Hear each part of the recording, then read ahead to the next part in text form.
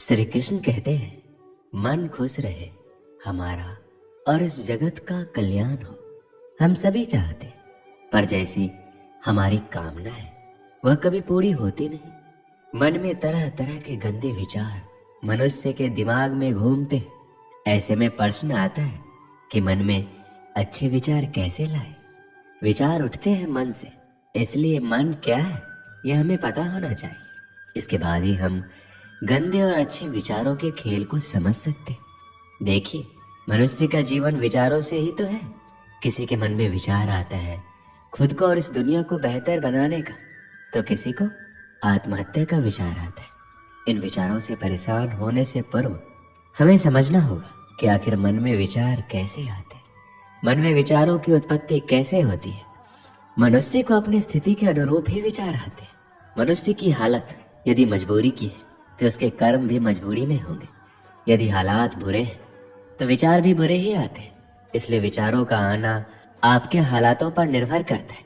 सोचिए, आज परीक्षा है और आपने पूरी तैयारी कर ली, तो क्या आपके मन में फेल होने के विचार आएंगे? बिल्कुल नहीं। लेकिन परीक्षा आज है और साल भर आपने सिर्फ मस्ती किया है, तो निश्चित है कि दिमाग में विचार भी फेल होने के ही घूमेंगे। तो अधिकांश मामलों में ये उसका खुद का चुनाव होता है। आप परीक्षा के लिए पढ़ाई करें या ना करें, यह आपका चुनाव है। इसलिए अगर आपका चुनाव ही गलत है तो फिर विचार गलत ही होंगे। इसलिए देखा होगा, प्रायः लोग जिस काम में लगे रहते उस काम में भी बुरे विचार उनके दिमाग में छाए रहते। और इसका यह अर्थ कतई नहीं कि मनुष्य के विचारों का आना गलत है। मन में अच्छे विचारों का आना कोई अकस्मात स्थिति नहीं होती। कभी ऐसा नहीं होगा कि आप सुबह उठे और आपके मन में खुद को बदलने का विचार आ जाए और आपकी सभी गंदी आदतें छूट जाए और आप अपने सभी दुखों से आज़ादी पा लें। ऐसा नहीं होगा। मन में अच्छी सोच लाना इतना भी मुश्किल नहीं है। अगर आपका कोई साथी है तो आपको किसी भी चीज़ को लेकर भड़का रहा है या बुरा सोच लाने के लिए प्रेरित कर रहा है, तो उससे आपको अलग रहना है। ऐसे लोगों से जितना जल्दी हो सके दूरी बना लीजिए और खुद को व्यस्त रखने की कोशिश कीजिए। जरूरी नहीं कि काम करके ही खुद को व्यस्त रखा जा सकता है। आप चाहे तो खुद को व्यस्त रखने के लिए अपने पसंद का काम भी कर सकते हैं। इससे आपको बुरा सोच नहीं आएगा। आप सदा खुश रहेंगे तो मन में अच्छी सोच भी आएगी। बुरी चीज़ों से दिमाग हटाकर आपको अच्छी चीज़ों पर लगाना होगा। जैसे आप शांत वातावरण में जाकर बैठे।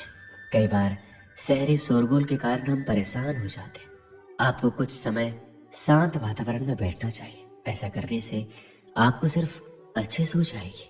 अगर आप इन चीज़ों को अपने जीवन में अपनाते हैं तो आप आसानी से नकारात्मक सोच से दूर हो सकते हैं।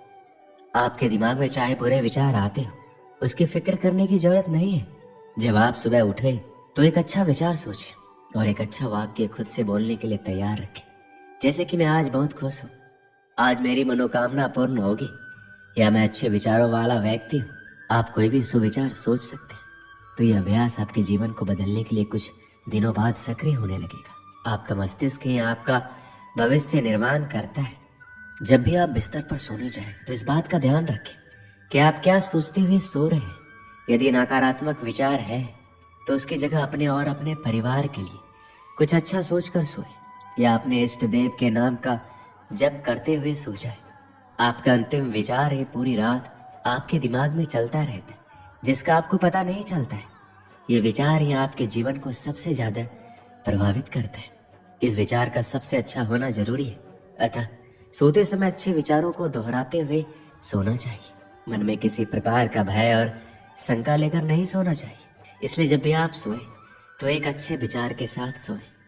दोस्तों, इसे मैं एक कहानी के माध्यम से समझाता हूँ। एक बार एक आदमी ने अपनी सारी जमा पूंजी से एक सुंदर घर बनवाया। गृह प्रवेश के एक दिन पहले उसके घर में आग लग गई और पूरा घर धो धो कर जलने लगा।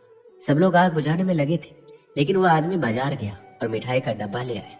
जैसे ही वह मिठाई सब लोगों में बांटने लगा तो लोगों ने सोचा शायद घर जलने के कारण इसको गहरा सदमा लगा है, इसलिए इसे समझ नहीं आ रहा है कि इस समय इसे कैसे रिएक्ट करना है। फिर किसी ने पूछ लिया, भाई तेरा घर जल गया है, तू लड्डू बांट रहा है? और वो उत्तर सुनकर प्रश्न पूछने वाला निःशब्द हो गया। उस आदमी ने उत्तर दिया कि आप लोग ये देख रहे हो कि गृह प्रवेश से पहले मेरा घर जल गया, लेकिन मैं ये सोच रहा हूँ अगर मैंने गृह प्रवेश कर लिया होता तब आग लगती तो मेरे घर के साथ साथ मेरे परिवार वालों को भी नुकसान हो सकता था। इसलिए मैं ईश्वर का धन्यवाद कर रहा हूँ कि आपने मेरे परिवार को बचा लिया। अगर जीवित रहे तो घर तो और भी बन जाएंगे। इसलिए सकारात्मक सोच के साथ नजरिया भी सकारात्मक रखना जरूरी है। अच्छी आदतों से अच्छा होता है और बुरी आदतों से बुरा। यदि आप में किसी भी प्रकार का नशा करने, गाली बकने, क्रोध करने, ईर्ष्या करने, अनावश्यक भोजन करने और किसी का अपमान करने या अन्य किसी भी प्रकार की गंदी आदतें हैं, तो फिर आपका वर्तमान और भविष्य भी वैसा ही होगा। बुरी आदतें डालनी नहीं पड़ती, वो संगत से स्वतः ही निर्मित हो जाती है। आप अपनी बुरी आदतों को छोड़ने की चिंता करने के बजाय अच्छी आदतें डालना शुरू करें। जैसे सुबह जल्दी उठना, किसी असहाय की सहायता करना, माता पिता के प्रतिदिन पैर छूना, अच्छे प्रवचन सुनना, लोगों से विनम्रता से बात करना। खुद की और अपने मित्रों की गलतियां स्वीकार कीजिए। खुद का मतलब ये है, यदि आपसे घर, कॉलेज, ऑफिस या अन्य कहीं पर गलती हुई है तो इसे स्वीकार करने में कोई हर्ज नहीं है। गलतियों पर पर्दा डालने का प्रयास करेंगे तो आप लोगों की नजर में गिरते जाएंगे। काम करने वाले इंसान से गलतियां होती है, ये कोई बड़ा अपराध नहीं है, लेकिन इसे स्वीकार नहीं करना अपराध होता है। यदि आपके किसी मित्र, सहयोगी, परिवार के सदस्य या रिश्तेदार से कोई गलती होती है तो उसे भी स्वीकार करके उसको माफ करना जरूरी है। देखिए, जब इंसान के कदम उसे किसी नई मंजिल की तरफ ले जाते हैं तो अक्सर उसे पीछे मुड़ के देखने का मन करता है, क्योंकि उससे उसकी खट्टी मीठी यादें जुड़ी रहती है। कुछ सुविधाएं भी उसे वहां मिलती है।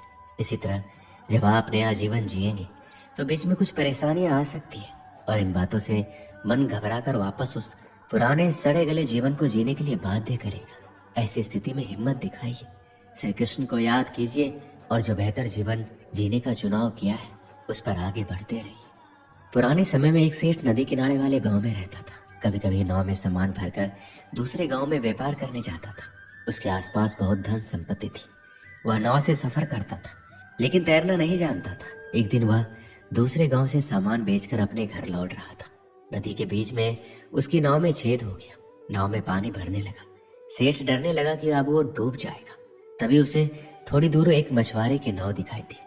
सेठ ने मछुआरे को आवाज लगाकर अपने पास बुलाया और बोला कि मेरी नाव डूब रही है, मैं तैरना भी नहीं जानता, भाई तुम मुझे बचा लो, मैं तुम्हें अपनी पूरी धन संपत्ति दे दूंगा।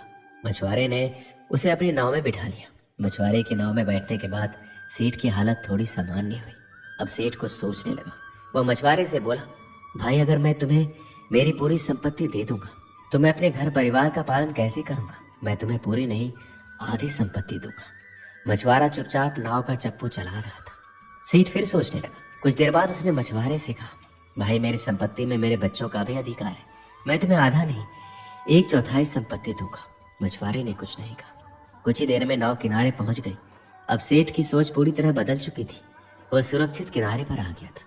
सेठ ने सोचा, इसने मेरी जान बचा के कोई बड़ा काम नहीं किया, ये तो इसका धर्म था। ये सोचकर सेठ ने मछुआरे को सोने का एक सिक्का देना चाहा, लेकिन मछुआरे ने ये लेने से मना कर दिया। सेठ ने वह सिक्का भी अपने पास रख लिया और वहां से चला गया।